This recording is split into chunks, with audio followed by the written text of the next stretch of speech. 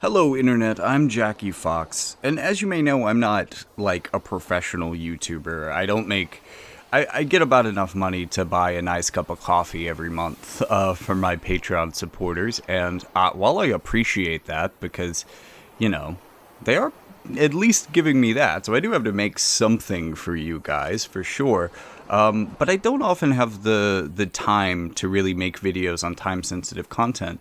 And one script that I wrote and recorded and just could not finish before it became kind of irrelevant was one about the rail strike and kind of the new developments in that, how the workers were taking the presentation, what we knew about it, but also additionally how the media was going to react to it. And I've got to give myself a lot of credit here, and you'll have to trust me on this.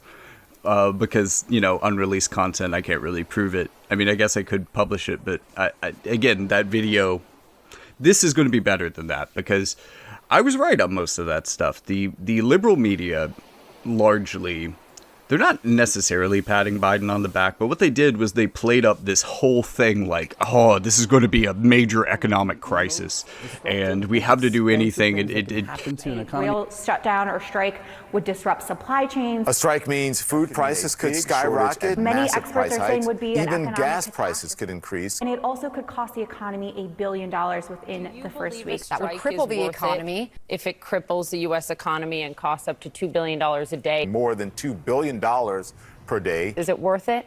And on top of all of that, your members, the holidays are right But are around you the and your corner. members willing to stop the rails, in effect, and accept those costs to the U.S. economy?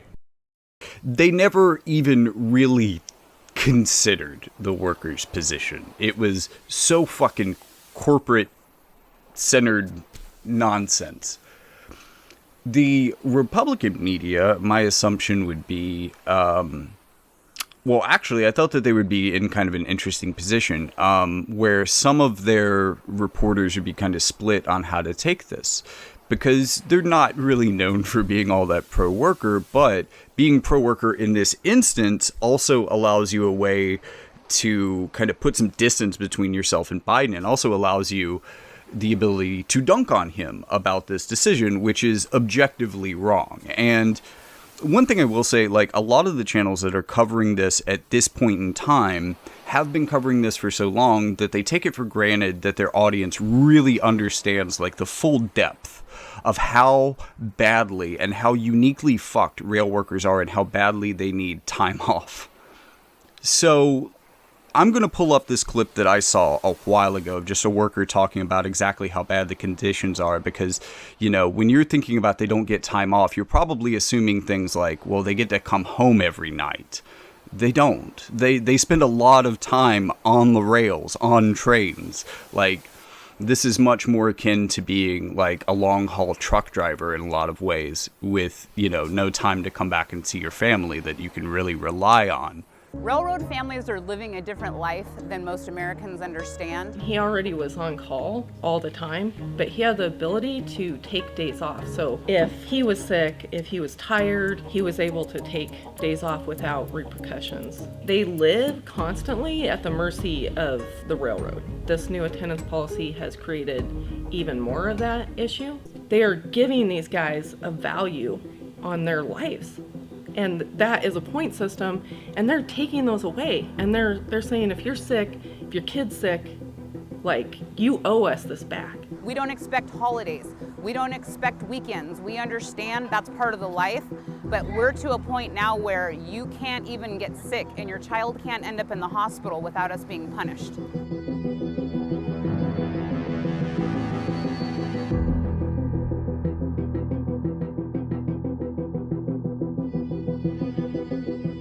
He'll get a ping on his phone that says, you gotta go to work at 3 o'clock. They break the call. You gotta go to work at 5 o'clock. They break the call. You've gotta go to work at 8 o'clock. How is anybody gonna get rest for that? And for me, that creates the safety issue These crews are out there working on little sleep, sometimes sick, because of this new policy. It's really not safe for our towns. You don't know when you're gonna sleep. You don't know when the phone's gonna ring. You don't know if you're gonna get enough sleep to go back to work. My husband and his engineer did hit a lady and she passed away, unfortunately. For 29 years, my husband has gotten up all hours of the day and night. Our marriage barely survived and we're making it. We understand that railroad crews are gonna be separated, but when we can't predict it and we're being punished for taking time that we need, it's unbearable. And no sick time over COVID. Like, this is just objectively Biden's fuck up. And you know, I kind of wondered if the Republican media would be able to swallow their disdain for workers long enough to be able to dunk on Biden on this. And that's had kind of some mixed results. But one of my other predictions was that, well, you would see people like Bernie Sanders and probably a lot more Democrats than you would expect actually supporting finding a way to get sick days at the very least, if not like paid time off, and you know, really what they were asking for in those respects added to the proposal. And they did, led by Bernie Sanders, as I expected. It passed the House and then failed in the Senate because of the Republicans, I believe.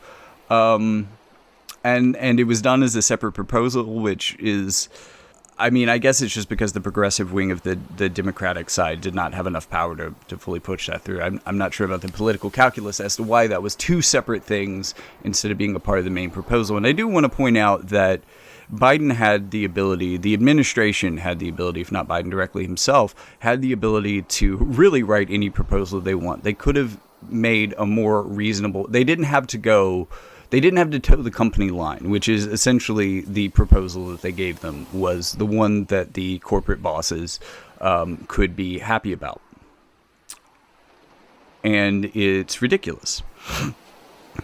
But the other prediction that, interestingly enough, came true was how the Republican Party and individuals within it would handle it, in which I predicted that people like Marco Rubio and Josh Hawley would actually hop on the side of workers in this instance.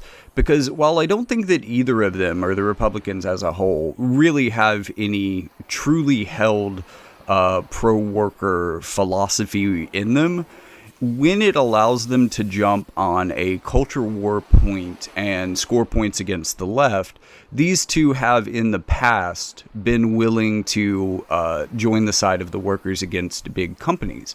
For both of them, big tech, which has been an issue within the overly online conservative base for many years now, has been a thing that they're willing to rally against. And they're willing to rally against things like monopoly power within the tech industry and their control over our lives, without being able to expand that philosophy to see how, like, this is a country run by all sorts of monopolies and cartels that have even more control over our lives in a lot of ways than big tech and big data do. So, you know, I find them insincere, but I did think that it was predictable that in this opportunity, jumping in with the workers gives them the ability to dunk on Biden, that they would, that they might actually even be kind of the people who can push these things through, because I assumed that the majority of Democrats would kind of jump on board, because it's partisan, you know. Things are won by votes like 52 to 48, you know what I mean?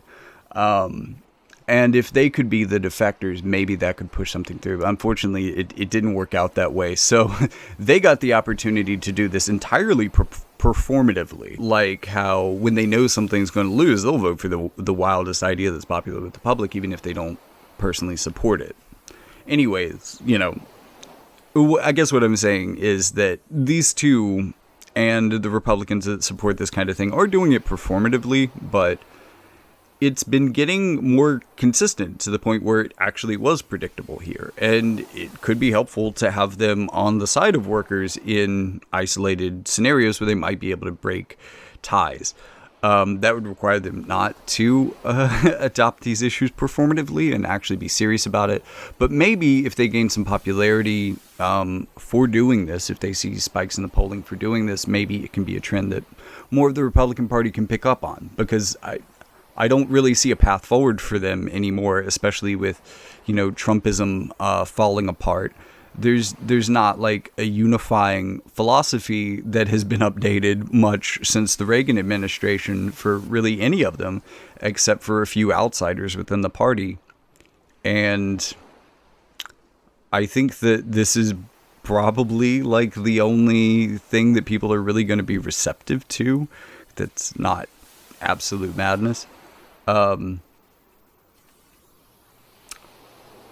But I do want to make the point that, I'm glad that they're able to kind of put that stuff aside to be objectively right, even though it gives them the opportunity to dunk on Biden, because yeah, he fucked this up. I mean, like, for a guy who said he was going to be the next FDR, like the union guy, the one who famously yelled at union workers during his primary, though, you completely dropped the fucking ball on this. This is like the one unique opportunity where the president has all the power to step in on the side of the workers, and he absolutely towed the company line. He didn't give them an additional thing beyond what the company had already offered them. So, like, way to fuck it up, buddy. Anyways, this actually looks like, because I got to summarize some of that, although, that worker story in the middle might actually drag this out to be about 15 minutes, but it looks like I'm going to have a video under 20, which means that I have plenty of time to tell you that in addition to the book that I told you about in the last couple of videos, I actually have 2 books that are ready and in publication in paperback now. They are both the starting points of different trilogies that will intersect and kind of wind together as the books continue to be released. And I'm really excited about them. I'm editing some of the future content for that, and hopefully I will be able to get that in publication soon. Unfortunately, these are being sold through Amazon at the moment because it's an easy publishing option for me. But I would like to, if I can get some of these sold in that way, even though I should eventually do a video about how horrendously poor my profit share in this is, unless I charge really ridiculous amounts for my books. But beside that, getting some of these sold and getting some reviews, that kind of stuff, is going to put me in a place where within the next year, with well-edited, published content under my belt, I will be able to go to a proper publisher. Although, and goddamn, this is another video that could be made. There is currently, or there was, I'm not super up to date on this. It was Penguin and somebody, I think, but 2 of the major publishers were trying to merge together, which probably would end up in such a monopoly situation that it wouldn't end up being that much better than Amazon is now. I don't know. But hopefully we don't end up with a single publisher in this country that I have to appeal to in order to sell these books. But, man. Well, yeah, that actually is an interesting future video. So stay tuned and watch out for that one. And if you do want to see that, because that's going to be interesting and personal. Ooh, spicy.